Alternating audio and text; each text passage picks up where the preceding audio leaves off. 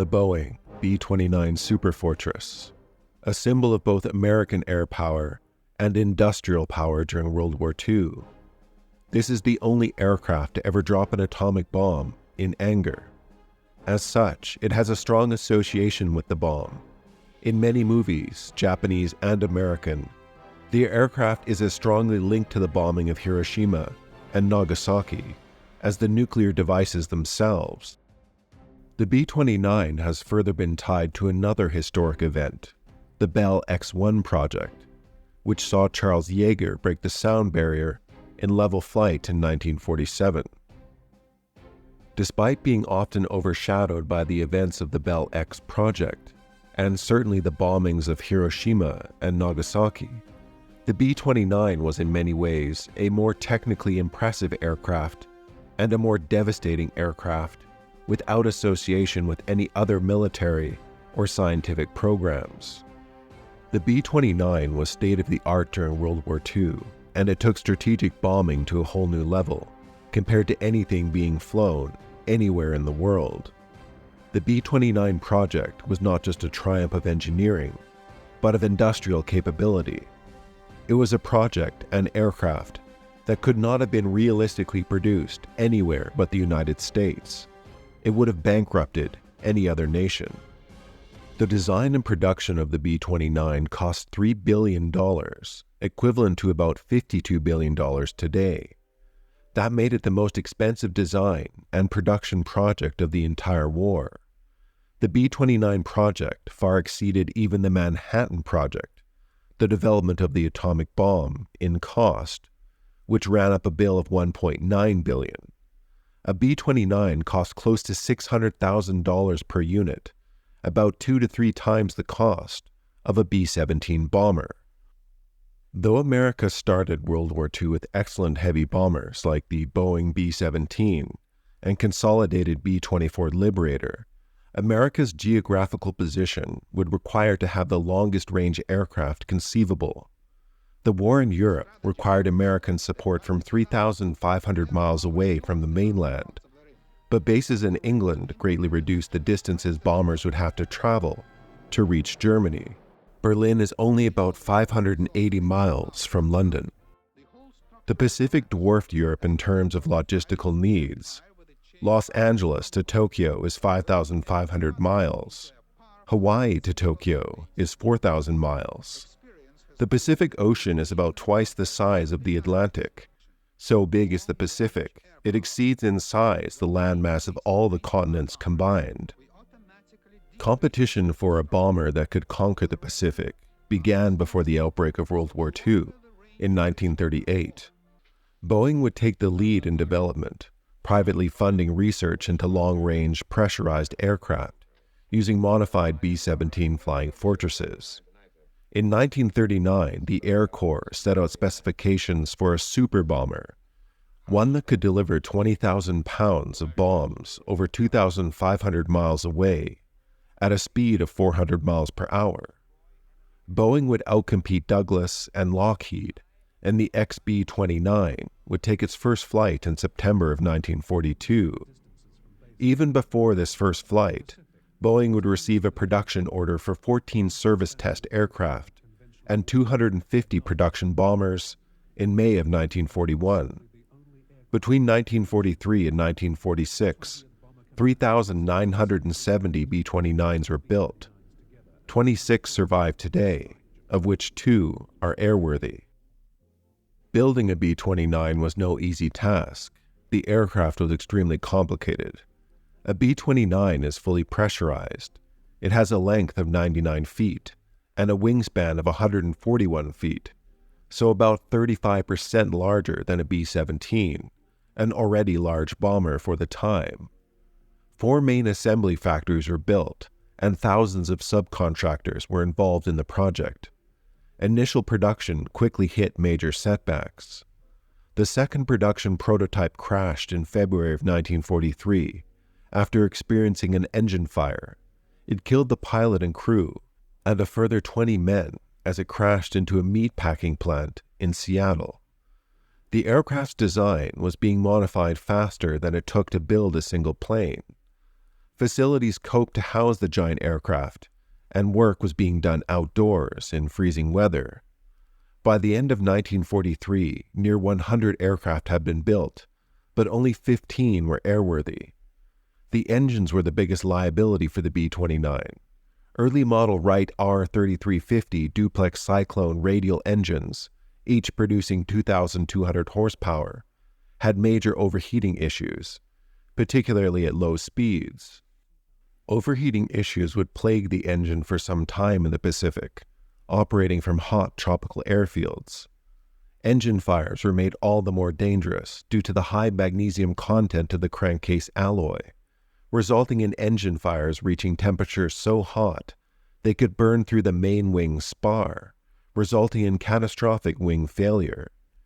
Getting the aircraft to speed to increase airflow to the engines on takeoff was critical. Takeoffs were exceptionally stressful for pilots and crew. Eventually, the engines would be replaced by Pratt & Whitney R4360 engines, but not until after World War II. Measures were taken to cool the engines, and mechanical checks for heat-related damage became essential. Costly cylinder replacement and total engine replacement after only a few flights became frequent. Once a B-29 was safely in the air, it was a difficult aircraft to shoot down. The B-29 could fly at altitudes of 32,000 feet and reach speeds of 357 miles per hour. The aircraft could comfortably carry 10,000 pounds of bombs, 4,000 miles. Japanese fighters would struggle to intercept B-29s, flying at top speed and altitude. Those that did catch a B-29 had to face its impressive and advanced armament. The guns of a B-29 were computer-corrected and remotely controlled. 5 turrets mounted 10 50 caliber machine guns and 1 cannon. 4 of the turrets, 2 on top and 2 on the bottom, can turn 360 degrees left or right and raise 90 degrees in elevation. The tail gun is more restricted in movement, but it packs a greater punch with an added 20mm cannon, though this was sometimes removed. The true power of these guns came from their remote control, which allowed for focused firepower at a single enemy aircraft. Any gunner can fire almost any turret or sets of turrets all at once from one gunnery site. Gunners fired from the comfort of sighting stations located in their pressurized and heated cabins. Both the forward and rear crew compartments were pressurized. The 2 bomb bays were not, so a long tunnel joined the forward and rear crew compartments, which could be used to crawl from one pressurized compartment to the other. B-29s were exclusively used during World War II against Pacific targets. However, plans for their deployment in Europe, including flying out of bases in Egypt, were discussed, but due to production delays, their use was focused on the Pacific. Initial deployments in the Pacific were logistically costly. B-29s flew to bases in mainland China from India, having already flown from North America through Europe and the Middle East. Supplies for the bombers were flown over the Himalayan mountains. Airfields in mainland China were constructed using raw manpower over machine power. Attacks from China began in April of 1944, attacking Bangkok. Then in June, small raids began against the Japanese home islands, which stretched the range of the B-29, but now placed Japan in a position where it was constantly threatened. Once Saipan, Guam, and Tinian were secured in the summer of 1944, Tokyo would come in range of B-29s, flying from bases that could be supplied by sea. Bombing raids began slowly in the fall of 1944, then ramped up in February of 1945. With the capture of Iwo Jima, B-29s were able to gain fighter escorts and an alternative landing strip for emergencies.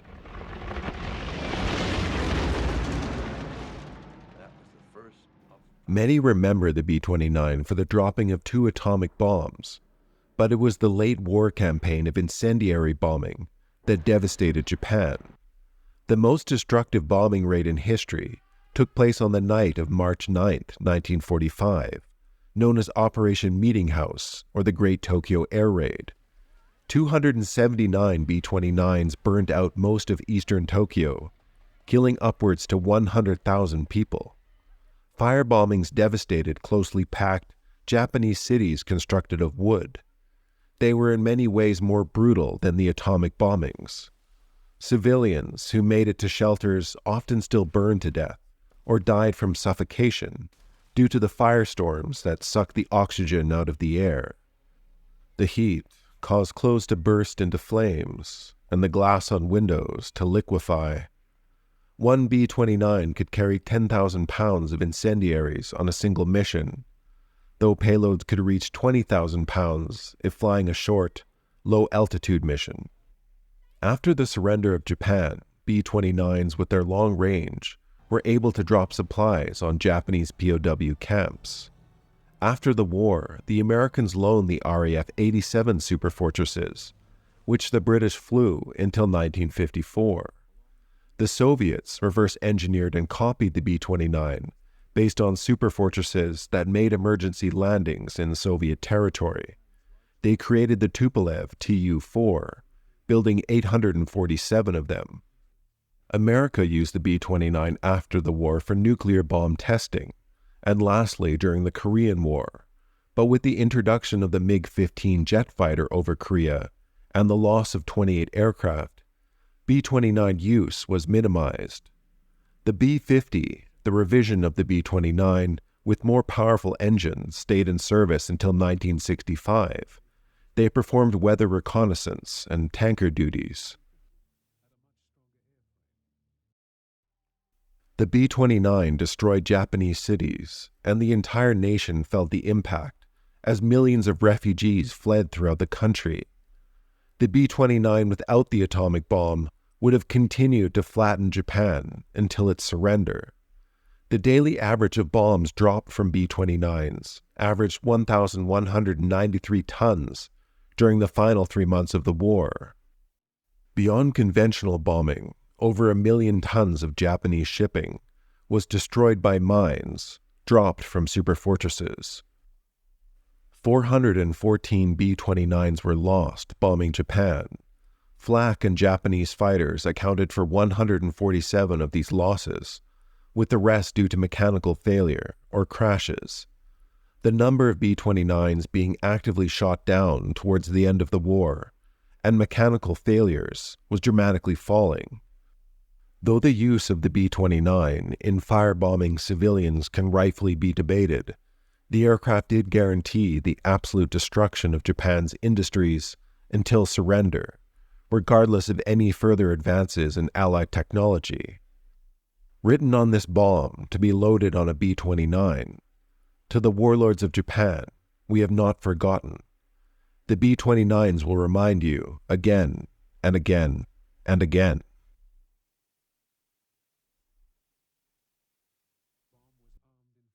Alright, I'm Johnny. Thanks for watching this video on the B-29. Now, like a uranium atom saying goodbye, I gotta split. Take care and have a nice rest of your day.